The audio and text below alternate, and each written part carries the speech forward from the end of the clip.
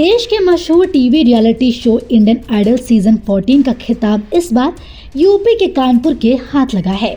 इस शो के विजेता साधारण से परिवार में पले बड़े किराना व्यापारी विष्णु गुप्ता के बेटे वैभव गुप्ता रहे हैं। उन्होंने अपने दमदार गायकी से देश के सभी जाने माने सिंगर्स और जजेस का दिल भी जीत कर ये विजयश्री तिलक लगाया है। ये जीत खुद वैभव के लिए किसी सपने से कम नहीं है। बता दें, सहारा समय संवाददाता अनुराग श्रीवास्तव कानपुर के कल्याणपुर ननकारी इलाके में रहने वाले इंडियन आइडल सीजन 14 के विजेता वैभव गुप्ता के घर उनके परिवार के बीच पहुंचे, जहां वैभव को जीत की शुभकामनाएं देने वालों का तांता लगा था। इस जीत के जश्न में परिवार में सभी की आंखें भी नम नजर आईं, चाहे बहन हो या चाचा, दादी हो या पिता, चाची हो या भाई, सभी की आंखों में वैभव की जीत की चमक साफ दिखाई दे रही है। रियलिटी शो की ट्रॉफी जीतने के बाद जब वैभव कानपुर पहुंचे तो सड़क चौराहों से लेकर उनके घर तक शहरवासियों ने उनका जबरदस्त स्वागत किया। इस बीच सैकड़ों जगह वैभव को रोक रोक कर उसे चाहने वालों ने खूब प्यार किया। फूल मालाओं से लदे वैभव को परिजनों ने गले लगाकर खुशी का इजहार किया। बताते चले कि इंडियन आइडल सीजन 14 के विजेता वैभव गुप्ता ने सहारा समय से बात करते हुए बताया कि उनको बचपन से ही गाने का शौक था। वैभव ने कल्याणपुर के मंटोरा स्कूल से इंटर की परीक्षा 2023 में पास की थी। वैभव की जॉइंट फैमिली में चाचा और ताऊ का पूरा परिवार रहता है। इस मौके पर वैभव के पिता विष्णु गुप्ता ने बताया कि बेटा अक्सर घर में गाना गाया करता था। एक दिन मैंने उसको बैठाकर पहले खुद गाना सुना, फिर मुझे लगा कि इसको इस क्षेत्र में आगे जाना चाहिए। सिविल लाइंस स्थित राजेंद्र स्वरूप ऑडिटोरियम हॉल में सिंगिंग प्रतियोगिता हुई। इसमें वैभव ने पहला स्थान प्राप्त किया। उस समय वैभव की उम्र मात्र 7 साल की थी। इसके बाद से वैभव का सफर यहाँ से शुरू हुआ। इसके बाद वैभव अपने स्कूल टीचर आनंद सर से गाना सीखने लगे। पिता विष्णु गुप्ता ने बताया कि वैभव कभी भी ऑडिशन से बाहर हो जाता था तो मैं हताश हो जाता था, लेकिन वैभव कभी हताश नहीं होता था। वो मुझसे कहता था कि पापा, एक आईएएस ऐसे थे जो 6 बार परीक्षा में बैठे लेकिन सफलता नहीं मिली। उनको 7वीं बार में सफलता मिली, इसलिए एक ना एक दिन मुझे भी सफलता मिलेगी। उन्होंने ये भी बताया कि वैभव जब गाने का अभ्यास करता था तो वो लगातार 4-5 घंटे तक रियाज किया करता था। उसकी मेहनत को देखकर लगता था कि वो एक दिन जरूर कुछ अच्छा करेगा। वो सिर्फ 3 काम करता था, पहला गाने का अभ्यास, दूसरा पढ़ाई और तीसरा भगवान शंकर की भक्ति।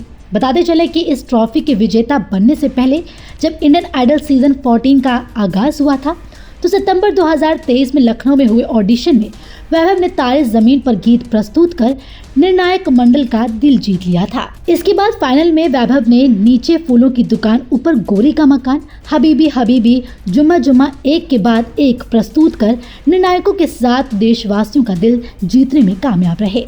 वैसे वैभव सुखविंदर सिंह को अपना आदर्श मानते हैं।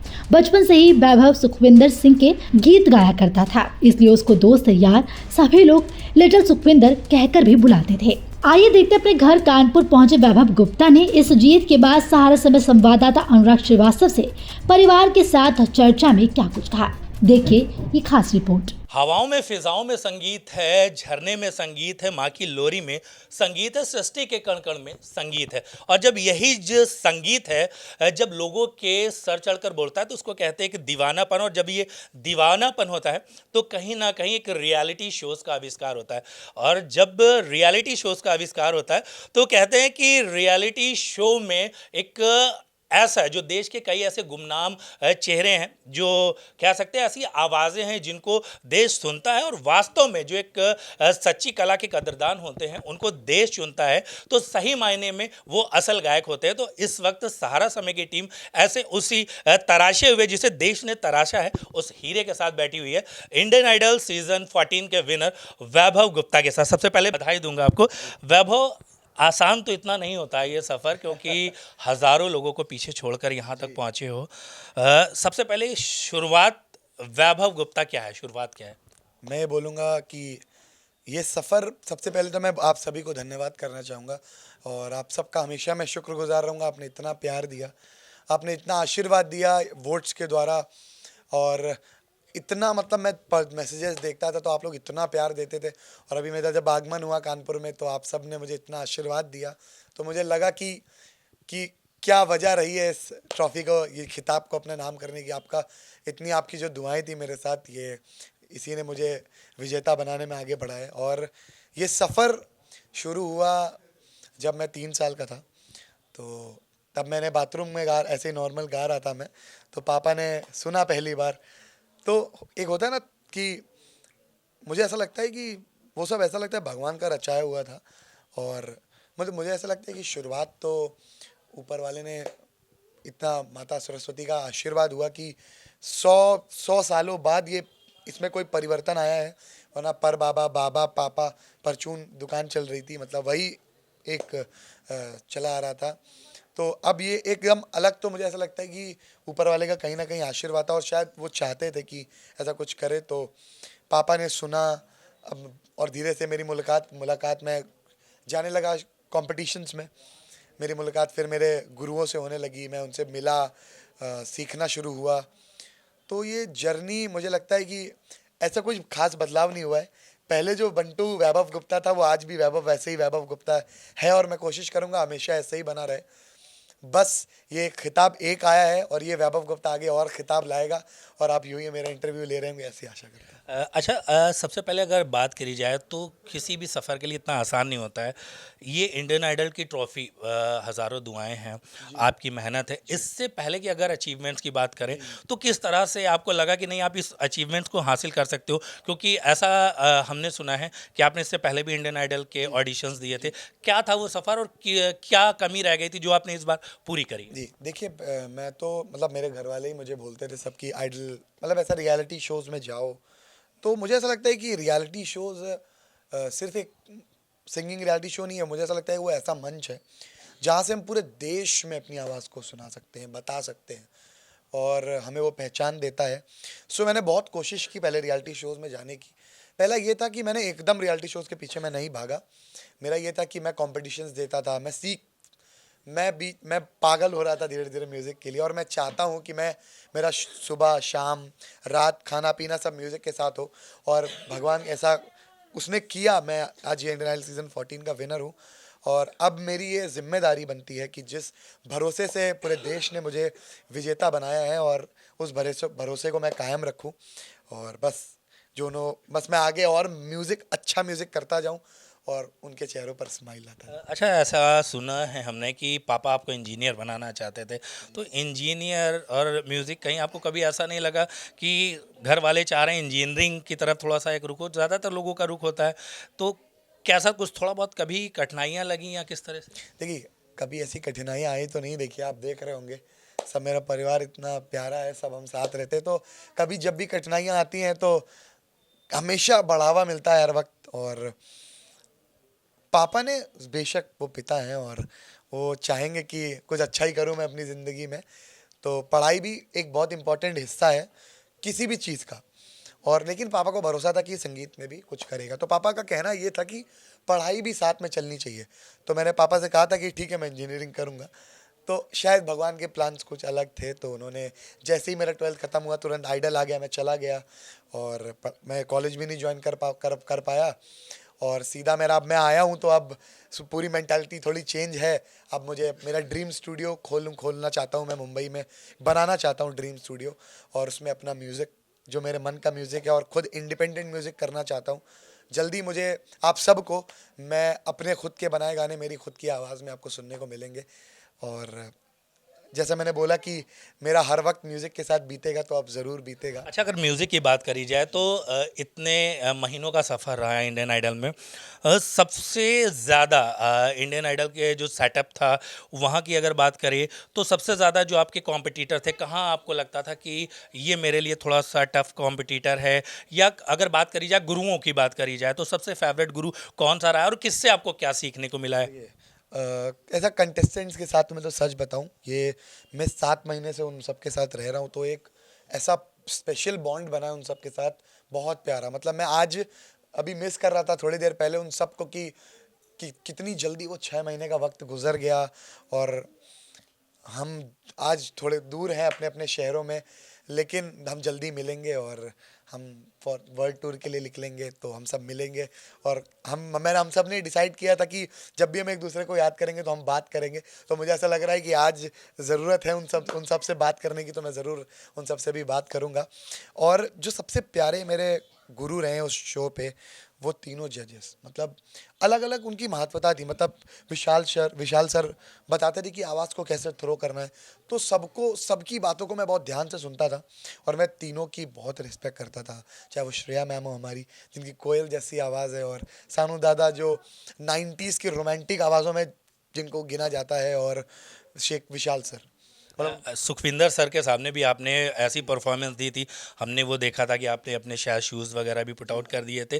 क्या वो कहानी थी, क्योंकि आप आई थिंक उन्हें अपना आदर्श भी मानते हैं, क्या था वो पल, वो क्या थे मोमेंट? बहुत खास पल था मेरे लिए, तो स्पेशली बहुत खास पल था वो। जब मैं आपको बताता हूँ, जो टीवी में देखा तो वो तो ठीक है, मैं आपको बिहाइंड द सीन्स कुछ बताता हूँ कि जब वो आए स्टेज पर तो साउंड चेक कर रहे थे वो। तो एक होता है ना कि आप किसी की बातों से कभी कभी नहीं पहचान पाते हो। मैं बैक स्टेज था, हमारी एंट्री होनी थी, तो वो सुखविंदर सर स्टेज पे होंगे। तो उन्होंने बोला अपनी जो उनकी मातृभाषा है, उन्होंने मतलब उसमें उन्होंने एक तरह से उन्हें पंजाबी में उन्होंने बोला कि पाजी की हाल तोड़े, तो साउंड चेक कर लें ऐसी। तो उन्होंने ऐसे बोला कि साउंड चेक कर लें, तो स्केल लेने के लिए उनकी आवाज़ ऐसी कम, उन्होंने बोला ही था कि एकदम मेरा दिमाग, मैंने कहा आ गए, मेरे आइडल आ गए, और खुशी आ गई मेरे चेहरे पे। तो वो दिन तो मेरे लिए बहुत खास था। वो मेरे सामने बैठे थे, मैं उनको बहुत देर देखता रहा सिर्फ। और उस दिन मैंने बहुत उनसे, उन्होंने जितनी बार भी गाया मैंने बहुत कुछ सीखा उनसे।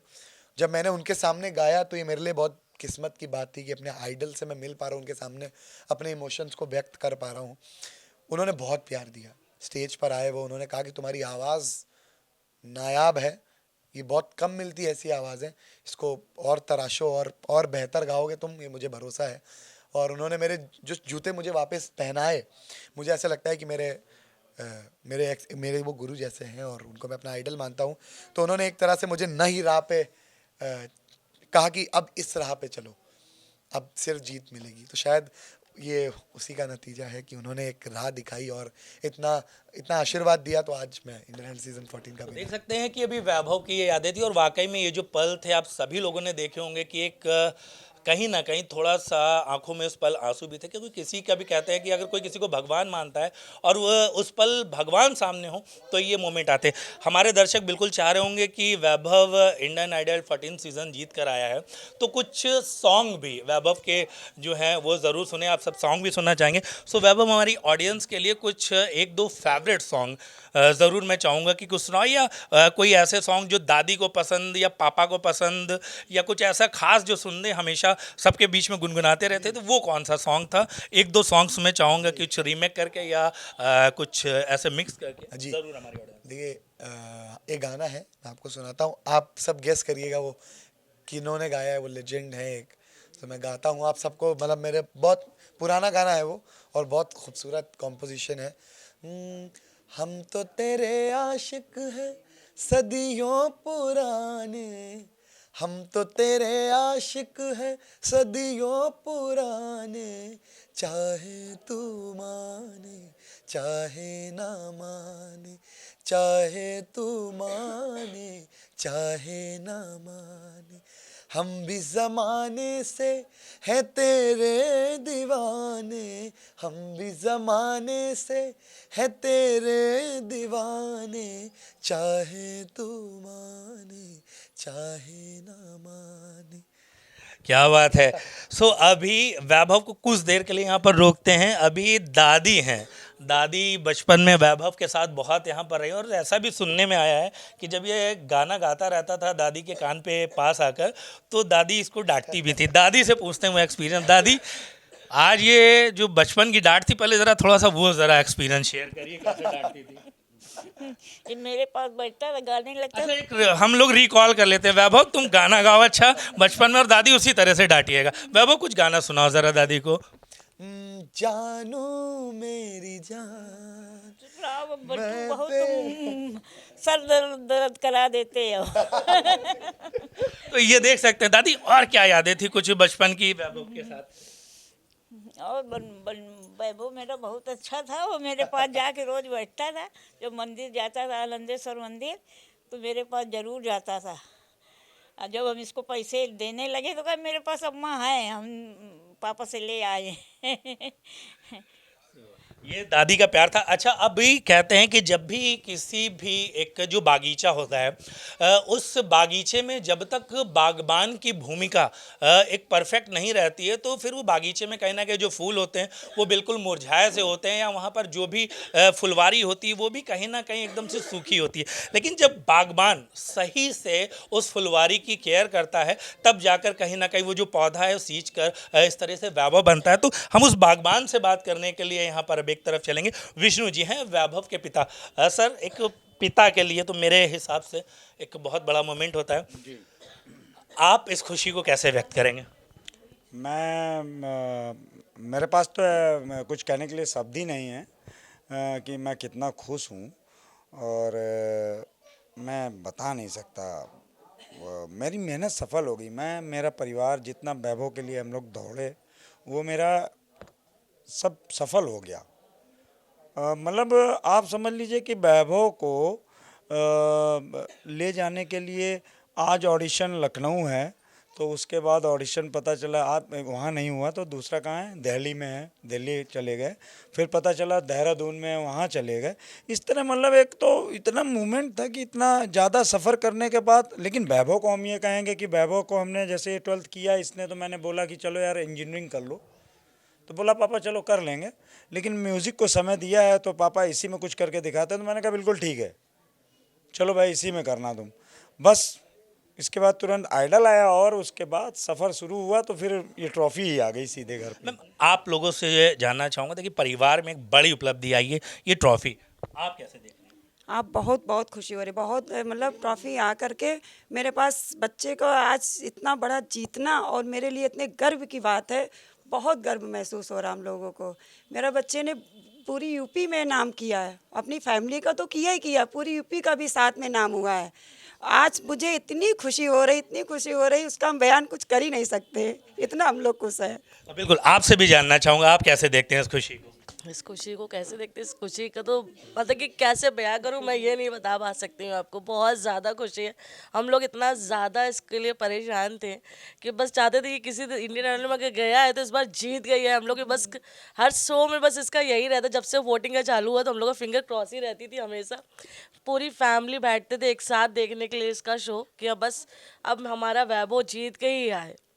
हम लोग ने बहुत इन्जॉय किया है इसके हर मोमेंट को, हर शो को। जितना जो भी करें हम लोग रोए भी हैं साथ में बैठ के, हम लोग हंसे भी हैं।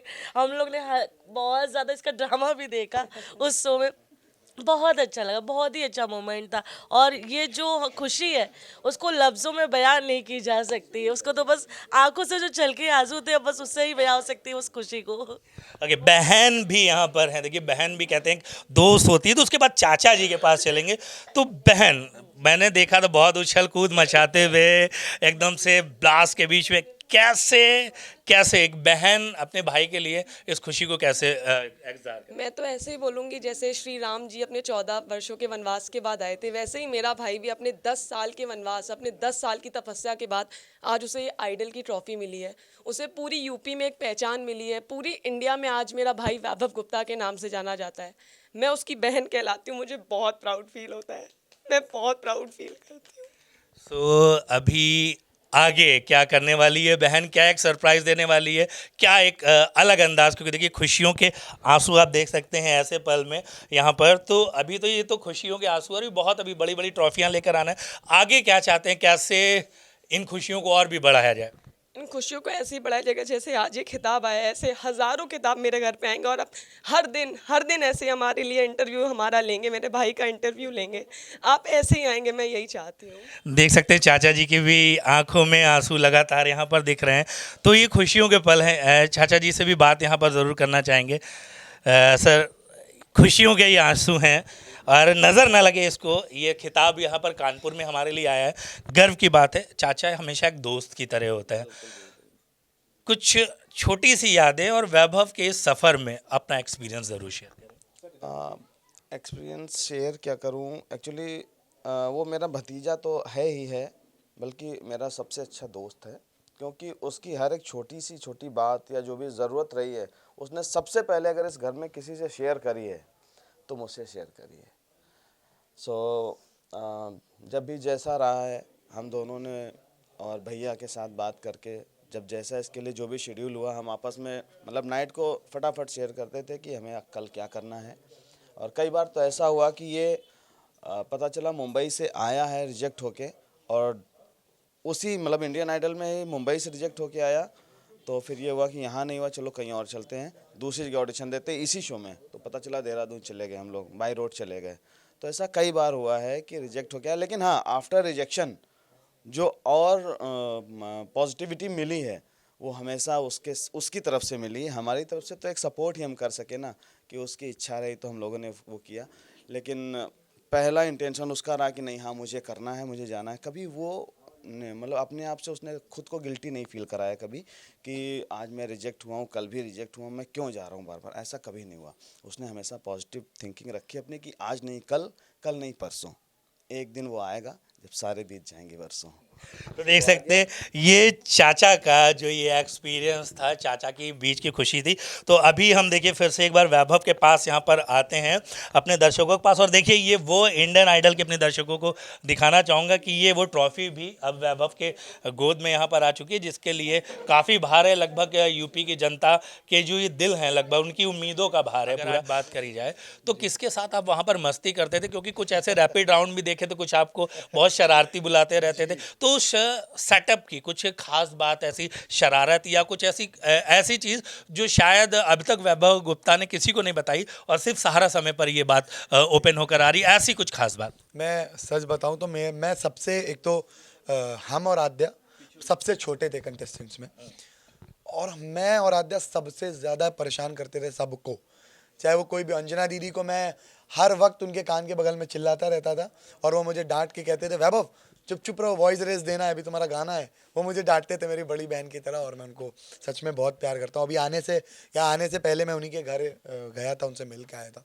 और पीयूष भैया के साथ मैं रियाज़ करता था, और जब जब एक्चुअली था क्या, वो रियाज़ करने के बाद उनकी आदत थी वो ऐसे आराम लेट जाते थे थोड़ी देर, तो जब भी वो लेटने जाते थे मैं उनको परेशान कर देता था, मैं उठाते थे, उनको सोने नहीं देता था, सो जाते थे वो। और शुभदीप भैया को तो मैं परेशान करता था, उनसे मेरी फ्रेंडशिप अलग ही थी। और शुभदीप भैया के साथ मैं रियाज़ भी मैंने किया, उन्होंने बहुत सारी चीज़ें वो मुझे बताते भी थे, और वो बहुत ज़्यादा प्रैक्टिकल इंसान है, बहुत मतलब मेरे सारे कंटेस्टेंट्स, आद्या मुझे परेशान करती, मैं आद्या को परेशान करता था। मतलब उसको मीठा खाना, मतलब वो उसको थोड़ा उसके गले के लिए मीठा खाना थोड़ा मना रहता है, तो उसका गला बैठ जाता है जल्दी। तो आद्या को जब भी वो मतलब मैं मीठा खाता था तो मैं उसी के सामने मीठा खाता था ताकि उसको थोड़ा लगे। लेकिन मेरे सारे कंटेस्टेंट्स इतने प्यारे थे, मैं आज उनको इतना याद कर रहा हूँ। मैं अभी 110% यहाँ से जाने के बाद उन सबसे मैं कॉल मिला के बात करने वाला हूँ। मैं इसके द्वारा बताऊँ, मैं तुम सबको बहुत मिस कर रहा हूँ, और जल्दी हम मिलते हैं, और हम यूके आ रहे हैं और हम आप सबके बीच गाएंगे, तो बहुत मज़ा आने वाला है। अच्छा, जाते जाते सहारा समय के दर्शकों के लिए क्या कहना चाहेंगे? सबसे पहले मैं उनको नमस्कार करना चाहूँगा, और आप सब इतना प्यार दे रहे हैं और इतना आशीर्वाद दिया, आप सबकी इतनी दुआओं की वजह से आज पूरे यूपी में आपका ये लाडला नाम कर पाया, कोशिश कर पाया। मैंने तो बस कोशिश की कि आप सबके चेहरों पर खुशी ला पाऊँ, तो और आप सब ने इतना आशीर्वाद दिया, और मैंने कहीं ना कहीं मेरे संगीत से लोगों के दिल में जगह बनाई, इसलिए आज इंडियन आइडल का खिताब मेरे हाथ में है।